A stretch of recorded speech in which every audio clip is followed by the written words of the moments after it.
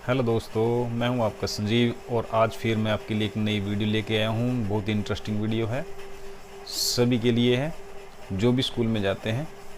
और आज का हमारा टॉपिक है सरपंच कैसे चुनाव लड़ सकता है। तो दोस्तों, देर ना करते हुए शुरू करते हैं।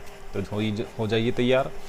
तो दोस्तों, जब भी किसी गांव से सरपंच इलेक्शन लड़ता है तो उसकी एक प्रक्रिया होती है। क्या होती है दोस्तों? प्रक्रिया होती है। जिस प्रक्रिया के अनुसार सरपंच अपने गांव में इलेक्शन लड़ता है तो उस गांव की पॉपुलेशन भी चुनाव आयोग के द्वारा निर्धारित की गई है। तो राज्य चुनाव आयोग के द्वारा 1994 के अंदर ये निर्धारित किया गया। क्या निर्धारित किया गया कि कोई भी गांव जिसकी पॉपुलेशन क्या है, पॉपुलेशन जहां पर 500 लोग, कौन से 500 लोग जिनकी आयु 18 साल पूरी हो चुकी हो, इतने लोग होने चाहिए। कौन होने चाहिए? जिनकी आयु 18 साल पूर्ण हो गई हो। तो उनकी पॉपुलेशन कितनी होनी चाहिए? 500 होनी चाहिए।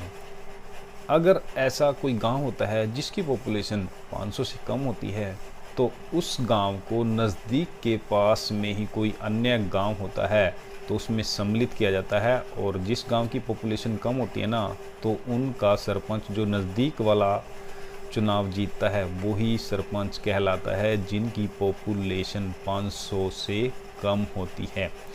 तो इससे आगे चलते हैं कि जो सरपंच होता है उसके लिए क्या योग्यता होती है।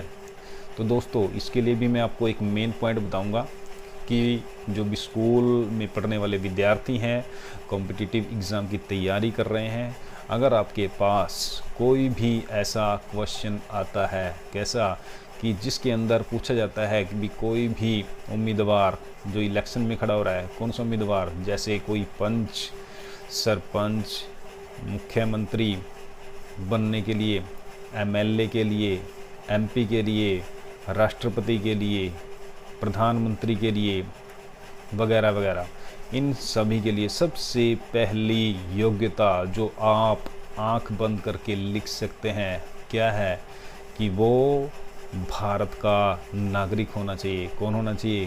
कि वो जो भी इलेक्शन में खड़ा हो रहा है, इलेक्शन में यानी कि चुनाव लड़ रहा है, उसके लिए सबसे पहली योग्यता होनी चाहिए कि वो भारत का नागरिक हो।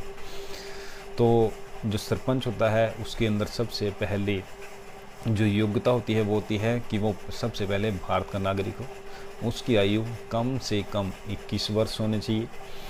वो एजुकेटेड होना चाहिए, पढ़ा लिखा होना चाहिए, पागल नहीं होना चाहिए। कि जैसे बहुत सारे ऐसे लोग होते हैं कि वो पागल होते हैं और इलेक्शन में खड़े हो जाते हैं लेकिन वो इलेक्शन नहीं लड़ पा सकते क्योंकि उनकी शिकायत चुनाव आयोग यानी कि डिस्ट्रिक्ट में सेंटर होते हैं जो चुनाव आयोग की तरफ से, वहाँ पे लोग शिकायत दर्ज करवा सकते हैं कि हाँ, ये व्यक्ति जो है पागल है, ये इलेक्शन नहीं लड़ सकता। दूसरा, 2 योग्यता हो गई।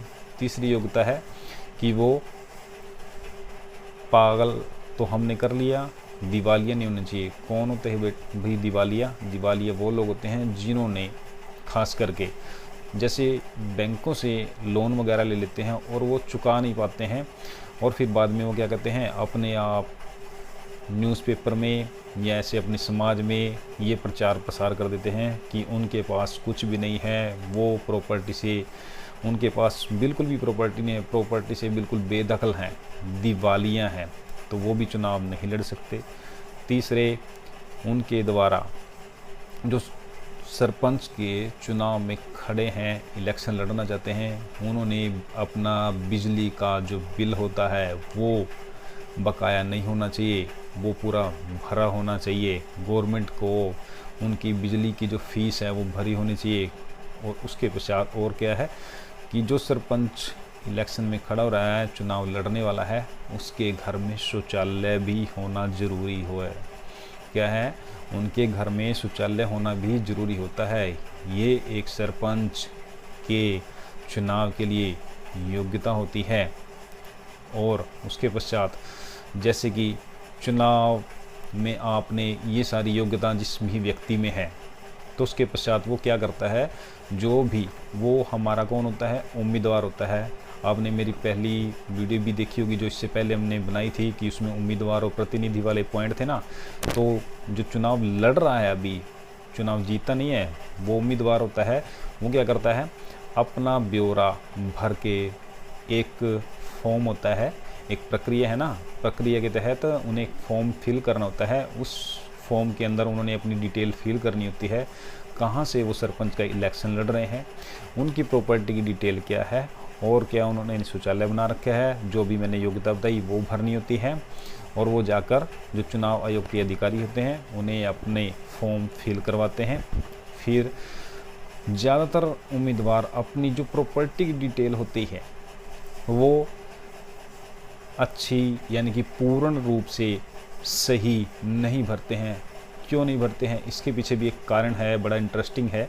कि जैसे कि ज़्यादातर वो लोग अपनी प्रॉपर्टी की डिटेल उसमें सही नहीं भरते हैं, क्योंकि उन्हें गवर्नमेंट को टैक्स फिल करना पड़ेगा। अगर उनकी प्रॉपर्टी ज़्यादा है तो वो टैक्स से बचने के लिए अपनी प्रॉपर्टी को कम शो करते हैं वहाँ पर। और जिनको उनकी प्रॉपर्टी की जानकारी होती है तो दोस्तों वो देर नहीं लगाते हैं कि इसका चुनाव का पर्चा यानी कि फॉर्म एक तरह से कैंसिल हो जाए तो उनकी शिकायत दर्ज करवा देते हैं, और उनका जो फॉर्म उन्होंने दिया है वो क्या होता है, कैंसिल हो जाता है, और वो चुनाव में लड़ नहीं पाते। जैसे कि कई बार मैंने सुना है कि जैसे किसी गांव में से एक बहुत ही बड़े पॉलिटिक्स थे, वो सरपंच भी रह चुके हैं, और उन्होंने क्या किया कि उन्होंने अपने जो बिजली का बिल होता है वो लाखों में बकाया था उनका। एग्जाम्पल के लिए जैसे 5 लाख था, उससे ज़्यादा ही होगा, मैं बताऊंगा कभी वीडियो बना तो उसके अंदर बताऊंगा कि उन्होंने क्या किया कि अपना बिजली का बिल नहीं भरा, और वो क्या है, चुनाव में, इलेक्शन में, सरपंच के चुनाव में नहीं खड़े हो पाए। और उससे पहले उनकी फैमिली में से वो सरपंच भी रह चुके हैं, लेकिन दोबारा वो सरपंच के इलेक्शन में नहीं खड़े हो पाए, क्योंकि बीजेपी सरकार जब यहाँ बनी तो उन्होंने यहाँ नए तरीके से चुनाव के लिए योग्यता निर्धारित करी। तो उसमें जैसे एजुकेशन में फेरबदल किया गया, और ये एक जो कंडीशन है कि बिजली का बिल सभी का भरा होना चाहिए, दिवालिया नहीं होना चाहिए, बैंक का जो भी लोन वगैरह है वो चुकता होना चाहिए। तो वो कैंडिडेट क्या है कि उसने बिजली का बिल नहीं भरा था, तो वो चुनाव नहीं लड़ पाया। तो मैं मेन बात ये कर रहा था कि उनका जो फॉर्म होता है उसमें इनकम टैक्स को उन्होंने टैक्स पे करना होता है। तो जो बेईमाना करा होगा तो वो क्या करेंगे, वो अपनी प्रॉपर्टी की डिटेल सही नहीं फिल कर पाएंगे। लेकिन जो दोस्तों जो टैक्स होता है हमें भरना चाहिए। क्यों भरना चाहिए दोस्तों, वो इसलिए भरना चाहिए कि जो टैक्स हम पे करते हैं वो गवर्नमेंट के पास जाता है। गवर्नमेंट की जो संचित निधि होती है उसके अंदर, वो खजाने के अंदर वो जाता है। उसके पश्चात गवर्नमेंट क्या करती है, जो हमारे ही तो हैं, समाज की भलाई के लिए तो गवर्नमेंट बनाते हैं ना हम, तो वो उस पैसे से क्या करती है, हमारी भलाई के लिए कार्य करती है। कि जिस प्रकार से एजुकेशन है, एजुकेशन के लिए वो खर्च करेगी, नए नए स्कूल खुलवाएगी, लाइब्रेरी वगैरह खुलवाएगी।